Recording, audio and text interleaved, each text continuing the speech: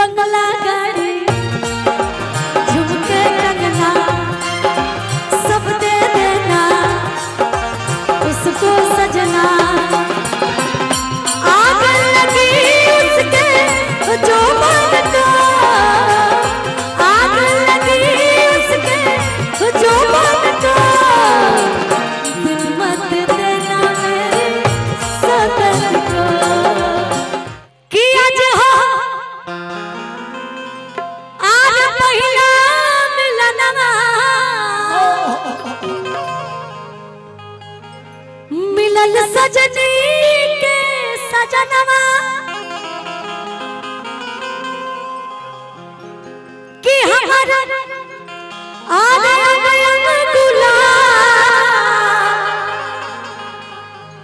नियन खिलल बदनवा।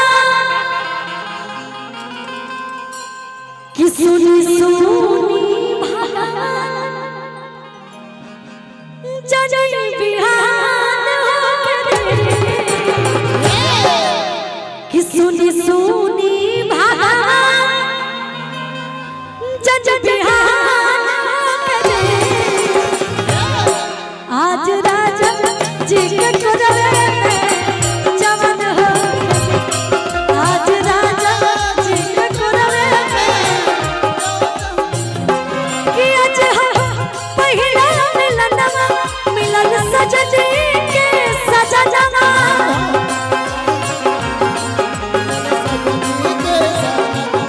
हमारा अंगयन गुलाब नियन खिलल बदनवा।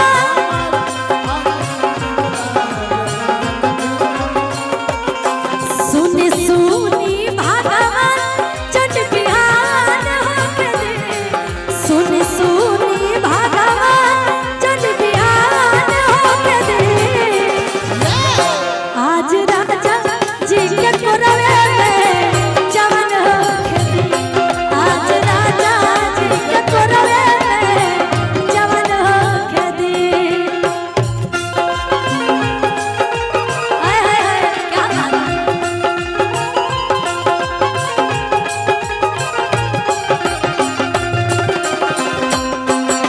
नौकरिया कोरेरा ए जन जानो कोरिया कोरे। ए भैया नहीं जो बजाए थे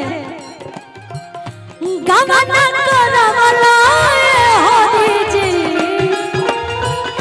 गमना करवला हरि जी। अपने गुरुबा कैला रा, अपने गुरुबा कैला रा। आज राजा जी के कोरवे में जवान होके दे। आज राजा जी के कोरवे में और बहुत सारा प्यार आशीर्वाद जितने हमारे बारात, बहुत बहुत धन्यवाद। मुझे गाने में तब मजा आएगा जब आप लोग को अच्छा लगेगा। और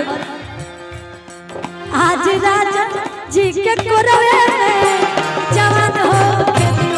आज राजा जी के कोरवे में जवान होके दे। लेकिन भैया देखिए औरत सब कुछ बर्दाश्त कर सकती है, लेकिन हमारे भोजपुरी भाषा में कहल जाओ तो अगर मर्द के कहीं और चक्कर चलत हो के तो वो कतई बर्दाश्त ना कर सकत तारी। वही पे एगो लाइन बनल बंगला गाड़ी झुमके कंगना सब दे देना उसको सजना। आग लगी उसके जो मन को, आग लगी उसके जो मन को, दिल मत देना मेरे सदन को। दिल मत देना मेरे सदन को। आज राजा जी के कोरवे में जवान होके दे। आज राजा जी के कोरवे में जवान होके दे। देखिए असली भोजपुरिया खाटी माटी के जोन गायकी बा, आ जोन विधा बा, जोन बजान बा, और जोन है हमारा आई बड़ी लो चार जना नृत्यांगना आप सबके मनोरंजन। अब देखम कि इन लोग की कलाकारी अभी तक तो हम इग्नोर करत रहे, लेकिन अब ध्यान से देखे लायक बा। काहे कि एक गीत में एगो मुड़की के भाव बा और तब से फरमाइश आवत रहला, तो हम एक एक करके मुड़की मरवाई। आज जे सबसे अच्छा मरी है ओकरा के हम इनामो दिलवाई। हानु भैया, तो सबसे पहले तू, क्या दिक्कत है, किसी को तो करना ही है ना। अच्छा पहले तुम ही आ जाओ भाई, क्या दिक्कत है, आप ही आ जाओ, सब मेरी बहन है। नहीं नहीं नहीं, चलो